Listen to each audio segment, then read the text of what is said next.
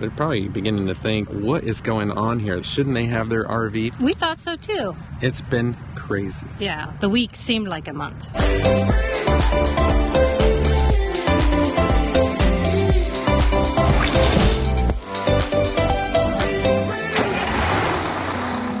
I know that you are having a hard time right now. Do we look stressed?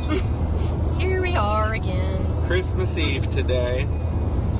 And this was the day that we're supposed to be driving, pulling a U-Haul with all of our stuff in it to pick up our fifth wheel and truck from the same seller. Had a deal all settled. Nope. Not gonna happen. Not gonna happen. So today we're heading over to try to find a new truck to trade our car in. We've been searching frantically. What happened, you may ask? A little bit of a mishap. And we kind of want to share that with you because, for one, we told you that we were going to have an RV this week, and we don't.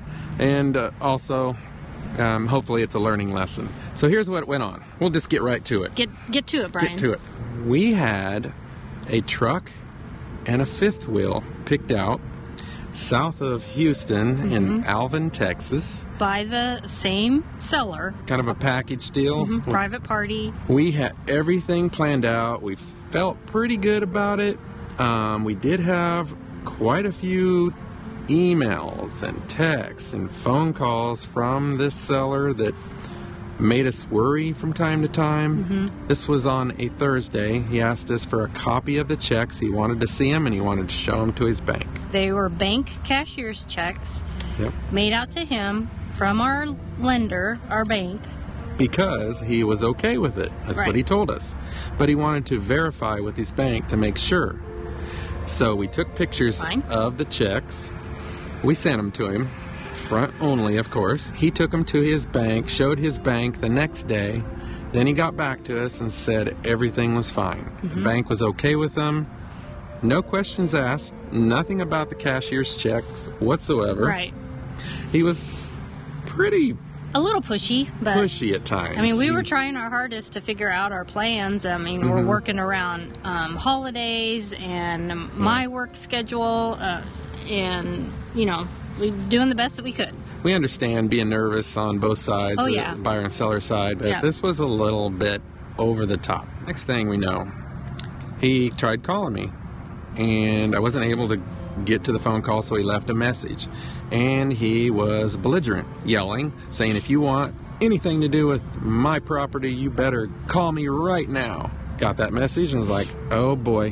What's going on? What's this about now? So we called him back, and he said he took the pictures of our checks to our bank, and they told him that there was no way that it was their checks. Now, I know many of you know that Good Sam's, they do RV financing through Essex Credit. Essex Credit is a subsidiary of Bank of the West. So the check had Bank of the West on it, and then it also, in littler print, had Essex Credit beside it.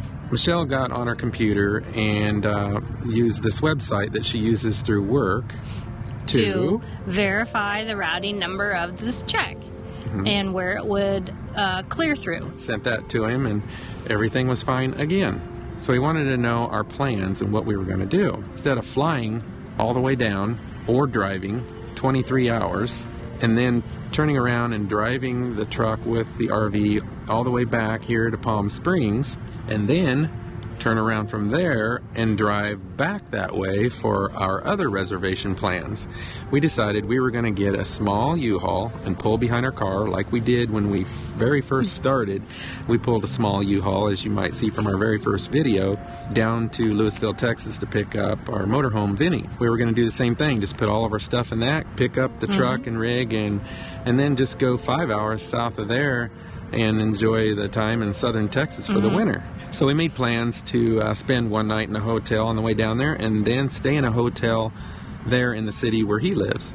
And he offered for us to keep the U-Haul there in his driveway overnight and agreed that we would get up in the morning, we'd take care of it, and we'd be on our way. So all those plans were changed and made at the last minute, and luckily we were able to do that Right. only because of COVID right now. A lot of the snowbirds couldn't cross the border to come From Canada. So that's leaving a lot of vacancies right now. Here's what comes next. He sent an email, and it was pretty heated in the email, and it even said, if you think you're going to be taking this property, the truck and the RV, when you come here, you have another thing coming. Made the phone call, and he was saying that the bank was going to be holding the cashier's checks for 7 to 10 days. Even though he already told us that the cashier's check was fine, he's not going to let us take the property. And he made the comment several times that I have somebody else that I'm talking to right now that wants this rig and truck. And he wasn't nice about it at all. It was almost like he was trying to get the deal to be canceled so that he can make more money with this other buyer. In fact, we're pretty sure of that because everything was fine. He was good with everything prior to all this. And then he knew that we had all of our reservations changed, all these plans changed and made, and here we were getting ready to get the U-Haul and come on down, and he wants to tell us this at the last minute. Right. We couldn't believe what we were Right. hearing. Everything was planned. Everything was okay. He agreed to everything. All of a sudden, he's not going to let us take the property. Right. I even told him, we got to make all these changes. There's a chance that we can't change them back, and he was fine with it. But then he made the mistake of telling us, and I already called your bank too, and they said they do not do wire transfers. And that's not true. It just requires another form, maybe a couple other steps. Right. But if we knew that ahead of time, we could have arranged all that as well. He knew that we were at the end of the time period there, and he was trying to cancel it on purpose. We had many, many signs that we just kept ignoring. Not signs from him, but signs that we felt that something was telling us to go a different route. Luckily, our other option that we were looking at the time is still available. We're not going to say that's what we're getting for sure. We're not going to tell you what it is right now, because every time we do that, it feels like it's a Something jinx. changes. Yeah. We just want you guys to be aware of this sort of thing. A lot of people say they'll never deal with a private seller because of issues, but it can go both ways. Right, it really can. You can have a deal with a private seller and everything can go great. And just like when we bought Vinny, we went through a dealer, and this dealer had really high reviews. Even though we didn't know a lot about RVs when we first bought Vinny, right away I could tell things that some of the technicians that said they had over 10 years experience, 17 years I think one of them said, I could tell it wasn't true. It was a kind of common sense things. And then other stuff that they told us, even Michelle, she's not a mechanical type person, but but there was even things that she remembered hearing and we found out about later. Not everybody will be honest with you. Some will. We're not trying to scare you. Right, yeah. You just really need to be conscious about things. Do your research. This was really hard on us. Right. The stress level alone was Enormous. And it's really hard to stay positive, especially, this is all right over the Christmas holiday, and but it was a sign. It wasn't meant to be, and we just immediately had to switch gears and think of, okay, what now? What's our next steps?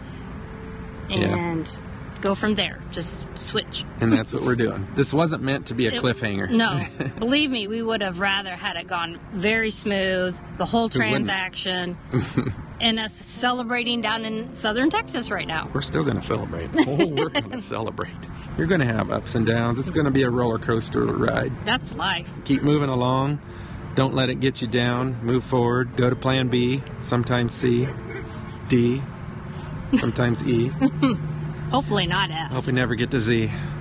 F is what we said. Oh, never mind. Yeah. So this whole lifestyle, this was something that was a dream of mine ever since I was a kid, when I took a ride with my aunt and uncle and my cousin in their Class C.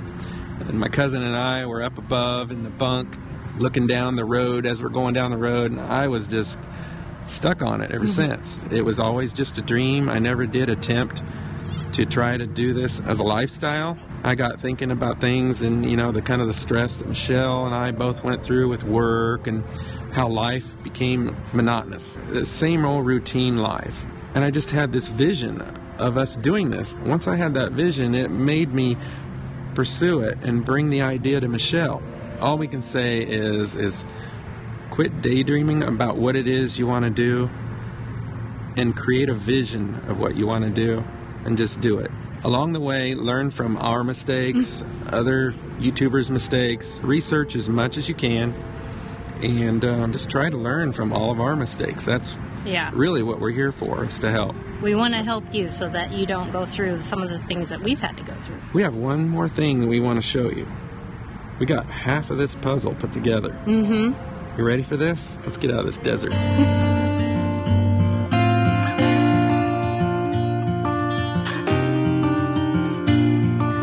The first part of the puzzle. You ready? We did a thing. We did a thing. We did a thing with somebody what we knew. Okay, here it is. Sorry, that's all we're showing you. Stay tuned. We can't show you everything, or you might figure out what we're getting. We haven't got a name for it. You got any ideas for names? We're all ears. Till then, we'll see you next week, hopefully with the RV this time. Hit that thumbs up and subscribe down below if you have not subscribed yet. And we will see you next week. Let's call it a day.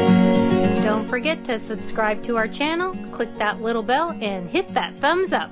See you next week.